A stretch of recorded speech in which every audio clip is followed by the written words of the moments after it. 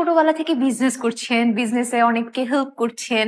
So particular কোনো গল্প আছে যেটা শুনলে আমাদের খুব মজা লাগবে?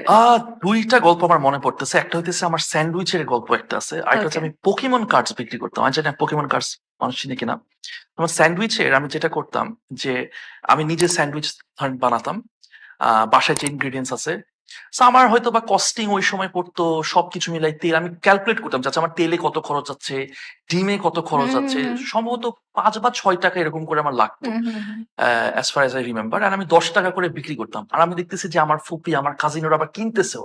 এটা আমার কাছে খুব এক্সাইটিং লাগতেছে। আরে এত টাকা আমার কাছে এটা তখন স্ক্যাম লাগতো। স্ক্যাম এরকম এজন্য লাগতো যে আমি কম দামে কস্ট কম আর বেশি দামে যে বেশি বিক্রি বিক্রি করতেছি তো করছেন। আমার নিজের কাছে খারাপ লাগতো। খারাপ কেন আমি লাগতো। বেশি দামে বিক্রি করতেছি? আচ্ছা। But that's how businesses work. ইয়া, আমি ইয়া। ওটা বুঝতাম না।